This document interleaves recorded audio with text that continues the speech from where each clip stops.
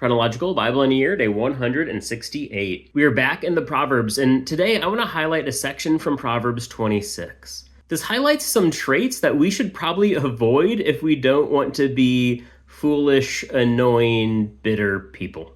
Starting in verse 18. Like a maniac who shoots flaming arrows and death, so is a person who deceives his neighbor and says, "Was I not joking?" For lack of wood, the fire goes out, and where there is no gossiper, quarreling quiets down. Like charcoal to hot embers and wood to a fire, so is a contentious person to kindle strife. The words of a gossiper are like dainty morsels, and they go down into the innermost parts of the body. Like an earthenware vessel overlaid with silver, impurities are burning lips and a wicked heart. One who hates disguises it with his lips, but he harbors deceit in his heart. When he speaks graciously, do not believe him, because there are 7 abominations in his heart.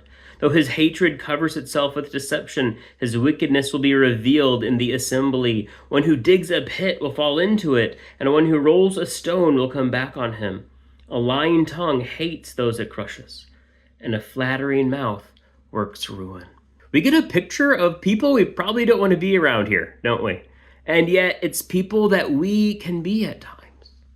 We get this idea that the words we say, the backhanded compliments, the gossip, the comments that are a bit more bitter than building, they aren't good and they aren't godly. We need to learn to watch what we say, how we say it, and who we say it around.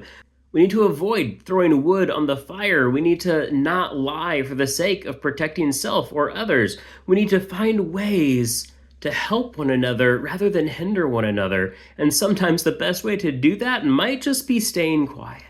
How can we be a people whose speech builds up others rather than tearing them down? How can we be a people who speak truth and grace?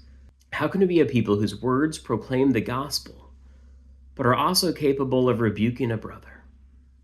I would love to know what your favorite proverb was from the ones we read today. Throw that in the comments below, and we'll be in Proverbs again tomorrow. I'm looking forward to it. But until then, God bless.